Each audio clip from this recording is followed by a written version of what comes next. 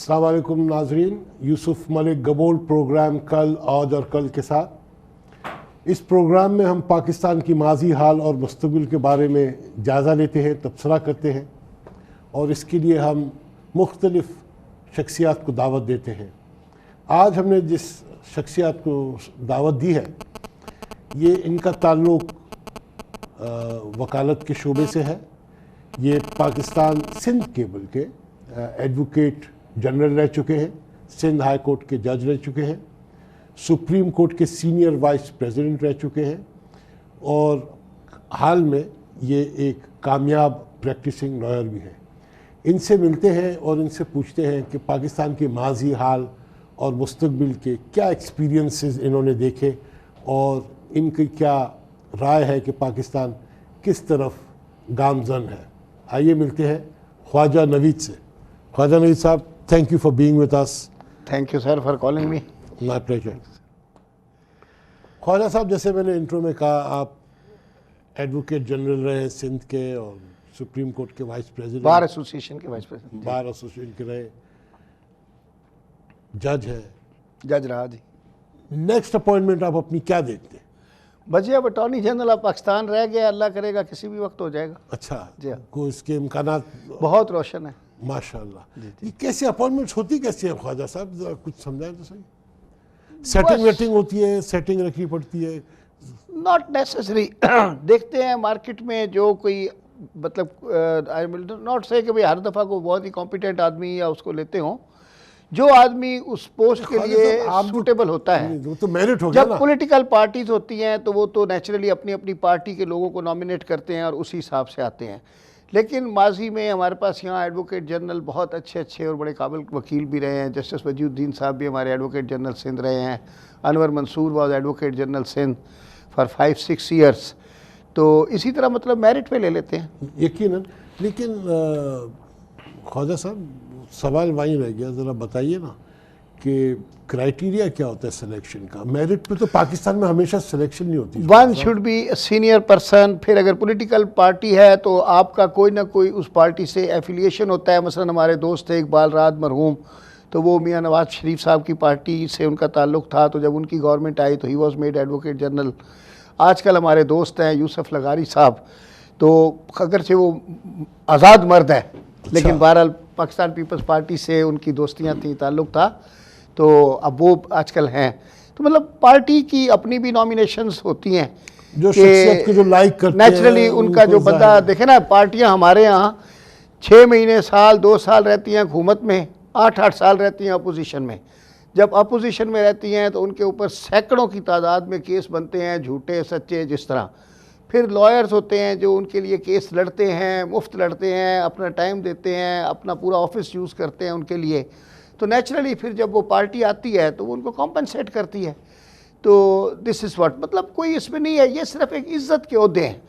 Private वकालत में सबसे ज़्यादा आमदनी है, लेकिन इसमें यह है कि एक आपका जैसे कहते हैं ना कि जॉब एक डिफाइन, आपका स्टेटस डिफाइन हो जाता है कि भाई आप क्या हैं।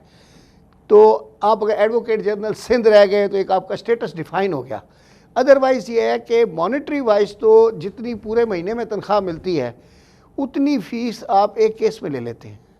तो प्राइवेट प्रैक्टिस तो सबसे टॉप पे होती है, लेकिन ये ओहदे जो होते हैं ये आपके लिए इज़्ज़त वक़ार स्टेटस डिफ़ाइन करने के लिए होते हैं और सारे लोग थोड़े थोड़े दिनों के लिए लेते हैं। कोई 6 महीने, कोई साल, कोई इस तरह, फिर लोग छोड़ देते हैं। एज अ जज आपका एक्सपीरियंस कैसे रहा? Sir I really enjoyed it. बहुत काम किया, जॉब सेटिस्फेक्शन बहुत होता है। जब आप किसी को इंसाफ देते हैं ना सर, तो मैं कहता हूँ कि उस वक्त जो आपको खुशी होती है, जिसको मिलता है उसको तो खैर होती है लेकिन देने वाले को भी बड़ी प्यारी नींद आती है। कभी किसी को गलत टांगा आपने? नहीं सर, अल्लाह ना करे। नहीं, आखिर टंगते तो होंगे गलत। नहीं तो देखिए, जो हकायक के ऊपर होता है उसी के ऊपर फैसले होते हैं और आप मतलब अकॉर्डिंग टू केस फाइल काम करते हैं। You mean to say that miscarriage of justice कभी नहीं होता? अल्लाह ना करे सर हो। अब इंसाफ तो देखें अल्लाह ताला की ज़ात करती है। अदालतों में फ़ैसले होते हैं और फ़ैसले जो होते हैं वो कानून के मुताबिक और जिस तरह आपकी गेम में रूल्स बने होते हैं कि अगर पैड के ऊपर लग गया तो एलबीडब्ल्यू हो तो गया। कभी आपको ऐसा हुआ कि आपको एक बंदा इनोसेंट लग रहा है लेकिन रूल्स के तहत वो कन्विक्ट हो रहा है? नहीं सर, फिर वो अगर ऐसी बात है तो देखें, जज जो होता है ना जी, बड़ी मज़े की बात है। एक पुराना माहौल बना हुआ है मुहावरा कि जस्टिस इज़ ब्लाइंड। तो ये हमारा एक दोस्त थे, अभी वो फौत हो गए, अल्लाह बख्शे, गजनफर शाह साहब। वो स्पेशल जज के कोर्ट के जज बने, एसटीए की कोर्ट थी। तो एक लड़का था सलीमुद्दीन सल्लू, पीएसएफ का, उसको लेके आए, शैकल्स उसके पाँव में थे, तो वो लगे तो खून बह रहा था। बेनज़ीर साहिबा भी वहाँ थी। खैर वो हमने देखा, मैंने अपना रुमाल निकाला, उसको मैंने बांधा, तो मैं कोर्ट में गया। तो मैंने बड़े जज्बाती अंदाज में और बड़े जैसे ना हाइपर होके जज साहब को कहा कि see he is bleeding from his feet. तो उसने कहा mister Naveed, don't you know justice is blind. मैंने कहा sir justice is blind but जज इज़ नॉट ब्लाइंड।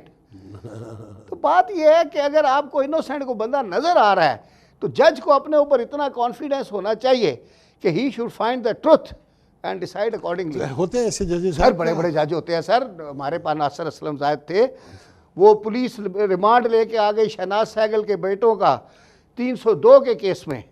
उन्होंने कहा यार अगर इन्होंने मर्डर किया है तो फिर वी ऑल आर मर्डरर्स। बच्चे देखे सामने, अच्छे घर के प्यारे प्यारे बच्चे थे। उन्होंने देन एंड देयर उनको छोड़ा और उस ऑर्डर के अगेंस्ट फेडरेशन स्टेट गई अपील में, सुप्रीम कोर्ट में।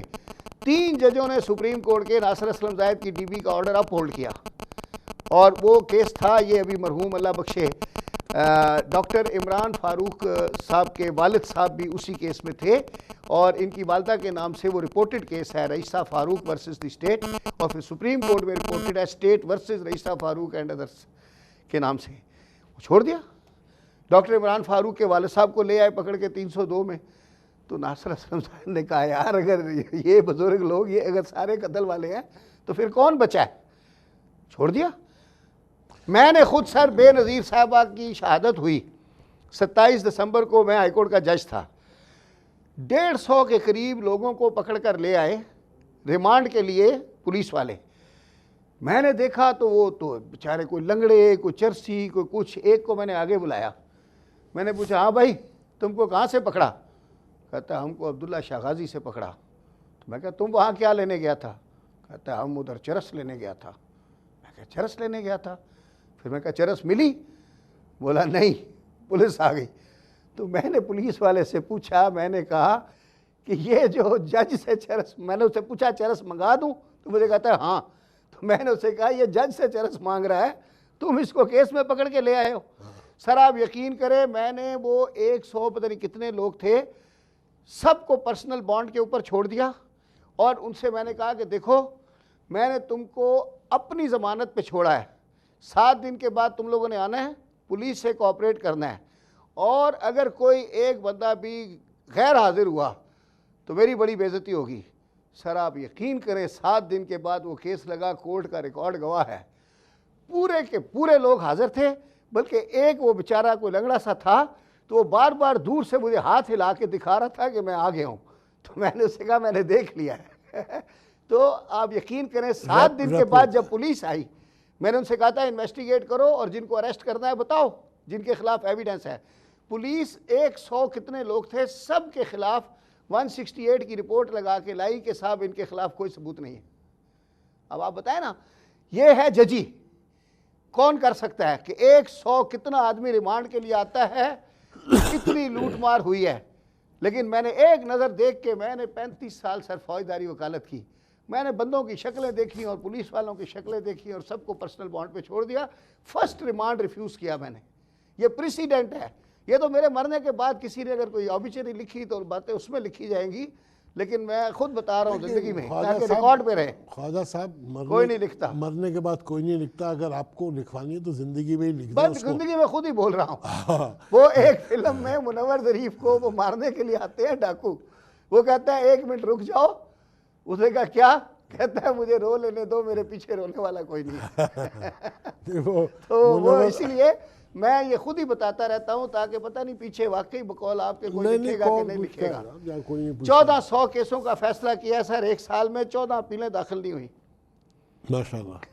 खालिद साहब फिर क्यों ये जजशिप आपकी एंड क्यों हो गई? वो जिस रिजीम ने हमें बनाया था वो रिजीम ख़त्म हो गया, पीसीओ जजेस बने हम, और फिर उसके बाद सारे ही फारग हो गए।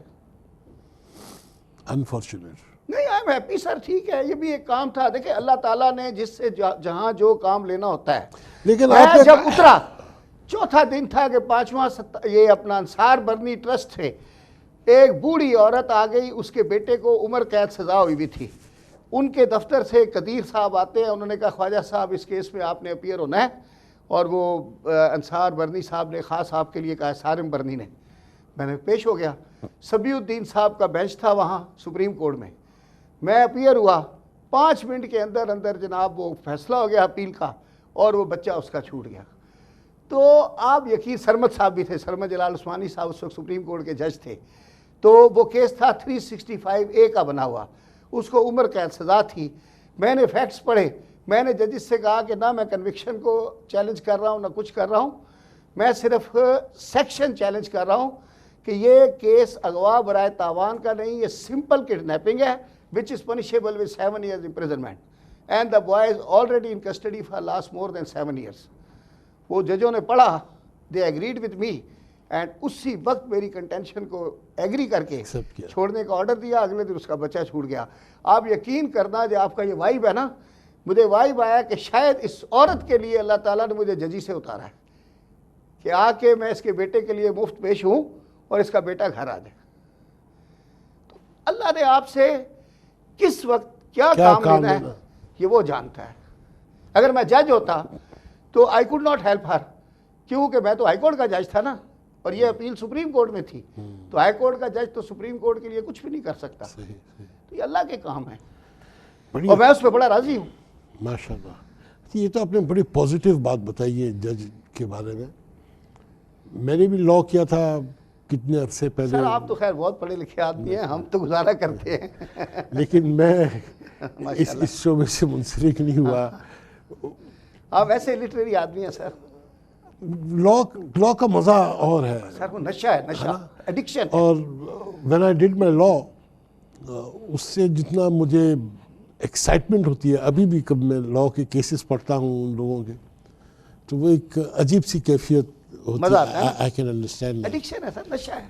लेकिन दुख इस बात का होता है कि जब एक बिल्कुल केस वाजे आपके सामने है और मैं घर पे बैठ के पढ़ रहा हूँ उसको, और नज़र आ रहा है कि ये केस बिल्कुल क्लियर कट है, लेकिन ये ट्विस्ट किया जा रहा है, तो बड़ा आदमी हेल्पलेस फील करता है। हालांकि मेरा कोई लेना देना नहीं होता।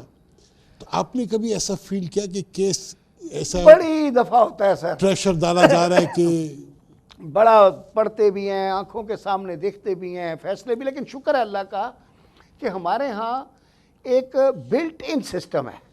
यानी सपोज मैजिस्ट्रेट ने गलत फैसला कर दिया तो उसकी फ़ौरन अपील अवेलेबल है सेशंस कोर्ट में। सेशन जज ने भी अगर उसी फैसले को अपहोल्ड कर दिया तो you can come to the high court. एक बात बताइए, तो कहीं ना कहीं देखें विजडम प्रिवेल करती है, लॉ इज कॉमन सेंस, तो विच इज मोस्ट अनकॉमन। एक जहन में सवाल आ रहा है, इससे पहले मैं भूल जाऊं, जरा सा हट के। Supreme court, yes sir, is the apex court. Naturally parliament एक लेजिस्लेटिव बॉडी है, कॉन्स्टिट्यूशन जो है वो सॉवरेन है। यस, ठीक है जी। So the supreme court, the parliament, वो सब आइन के ताबे हैं। गो के आइन बनाने में पार्लियामेंट का हाथ होता है, लेकिन वो जब आइन बन जाती है तो पार्लियामेंट उसको फॉलो करती है, उसके ताबे हो जाती है, ताबे हो जाती है। ये कह देना कि आइन चूंकि पार्लियामेंट चूंकि आइन को बनाती है इसलिए वो आइन से 12 तरह, ये गलत बात हो जाती है। बिल्कुल नहीं, सवाल ही पैदा नहीं होता है ना। बांग्लादेश के अंदर सुप्रीम कोर्ट ने बांग्लादेश को एक सेक्युलर स्टेट करार दे दिया। अच्छा, ये सुप्रीम कोर्ट का वर्डिक्ट है। And today Bangladesh is no more Islamic republic of Bangladesh, it is a secular. तो क्या सुप्रीम कोर्ट के पास ये पावर है कि वो आइन को तरमीम कर दे? सर आइन को तरमीम करने की पावर तो सुप्रीम कोर्ट के पास नहीं है, लेकिन इंडिया में एक दो केसेस हुए हैं और उसकी बड़ी रीजनिंग दी गई है, ठीक है ना। अब आपने ये बताया जो इन्होंने सेक्युलर उसको किया है, तो अब इसमें बेसिकली यानी पार्लियामेंट ने उसको इस्लामिक रिपब्लिक ऑफ बांग्लादेश किया हुआ था। जी हाँ, अच्छा, आइन में था, आइन में था, और इसको सेक्युलर किया है बांग्लादेश की सुप्रीम कोर्ट ने। देखिए, इसको आपने भी कानून पढ़ा है, कानून में हर चीज़ जो है ना सर वो डिबेटेबल होती है, तो you may agree you may not agree. Even supreme court की भी अगर जजमेंट है आपने उसको कंप्लाई तो करना है, बट दिल से you may not agree with it. देखे ना, इंसान का एक अपना भी तो अल्लाह ताला ने यहाँ ऊपर दिया हुआ है। सुप्रीम कोर्ट का जो, ये मैंने सवाल इसलिए किया कि मैं इसको नहीं, मैं समझ गया आपकी बात, समझना चाह रहा था मैं अपनी जात के लिए, कोई शरारत नहीं थी मेरे। नहीं, शरारत आप कर भी लें तो शरीर बच्चे हैं, लेकिन बात ये है कि इसी पॉइंट के ऊपर ये जो हमारा 18th अमेंडमेंट की हेयरिंग हुई, तो ये सबसे लॉन्ग हेयरिंग थी, 4 महीने तक होती रही और इसमें 17 जज बैठे रहे, और यही बात उसमें मेन डिस्कस होती रही कि आया जो सुप्रीम कोर्ट है वो आइन को या आइनी तरमीम को नलीफाई कर सकते हैं या उसको डू अवे कर सकते हैं। तो उस पर जो मेन जो लोग आए थे आर्ग्यूमेंट करने के लिए, उनका थ्रस्ट ये था कि अगर कोई तरमीम आइन के बुनियादी ढांचे को हिला रही हो तो सुप्रीम कोर्ट का इख्तियार है कि वो उसमें अपनी अमेंडमेंट कर सकते हैं या अपना हाथ उसमें डाल सकते हैं। वो मैटर इज स्टिल पेंडिंग, अभी उसमें फ़ैसला नहीं हुआ। उसमें मुख्तसर फ़ैसला भी सिर्फ ये आया था कि 18th अमेंडमेंट को रिमांड बैक किया था to the parliament with certain recommendations कि भाई आप इसको ठीक करके भेजें। सिर्फ वो पॉइंट जो जजेस के अपॉइंटमेंट के सिलसिले में था, बाकी पूरे उसकी जो हेयरिंग है अभी जनवरी में रखी गई है। तो इंशाल्लाह देखें, इसके ऊपर हमारे अपने कोर्ट का भी वर्डिक्ट आ जाएगा। इंडिया में 2 केसेस में है, अच्छा, और बांग्लादेश का आपने मुझे बताया है, तो डिबेटेबल है सर। देखें ना, 4 महीने इतने बड़े बड़े वकील 17 जजों के आगे बैठ के ये बात करते रहे हैं और उन्होंने अभी तक फैसला नहीं दिया। जरूरी नहीं है कि इतने बड़े बड़े वकील अगर बैठ के बात भी करें, इसमें अपने एंगल्स भी होते हैं। आपको किसने हायर किया हुआ है, आपको उसकी कितनी रकम मिली हुई है, अब आपने 3 करोड़ 4 करोड़ लिए हुए सुप्रीम कोर्ट में अपियर होने के लिए, वो अलग बातें हैं, तो वो एंगल वो एक अलग हो जाते हैं। तो मैं उस You may not be speaking your voice, but you are holding brief for your client. You may not be speaking the voice of the law, जो एक कानून की आवाज है, जो बुनियादी आवाज है। हाँ, लेकिन फिर ये है कि जजेस जो फैसला करेंगे वो तो कानून की आवाज होगी ना। बिल्कुल होगी। तो देखिए, एक लॉयर के कंटेंशंस होते हैं, he is at liberty to speak whatever he likes, लेकिन कोर्ट का जो वर्डिक्ट होता है वो अपना होता है। वो वकील को मौका देते हैं कि भाई तुम असिस्ट कर लो, लेकिन फैसला अदालत ने खुद करना होता है। बांग्लादेश का जो ये केस हुआ था, उन्होंने ये देखा था कि जो रिलीजियस उसके ऊपर और भी वहाँ बांग्लादेश असल में वहाँ हिंदू भी तो काफ़ी है ना, हाँ, तो और उनका कल्चर जो है वो बहुत डोमिनेटेड है बाय द हिंदू कल्चर। उस डॉक्ट्रिन देखिए ना, वहाँ सब लड़कियाँ डांस सीखती हैं, म्यूज़िक सीखते हैं लोग, तो वो एक कस्टमरी है वहाँ। हमारे यहाँ गाना बजाना अभी तक मायूब समझा जाता है। तो वो मेरे ख्याल में उनकी जो अपना एक सोशल फैब्रिक था उसको मद्देनजर रखते हुए सुप्रीम कोर्ट ने शायद फैसला दिया। यू नेवर नो, ये तो जजमेंट पढ़े तो पता चले। बांग्लादेश में it is suited for them, but that's their problem. मेरा जो बहरहाल अगर ऐसा किया है तो हमें दुख हुआ है। हाँ, लेकिन नहीं, हम वो उनके कल्चर के हिसाब से क्या होगा वो उनकी अपनी मर्जी है। मेरा जो सवाल है कि क्या कोर्ट, चूंकि आप जज रह चुके हैं, मैं ये पूछ रहा हूँ कि क्या आप इस किस्म की वर्डिक्ट्स दे सकते हैं जो आइन के कॉन्ट्ररी हो? No no no no, not at all.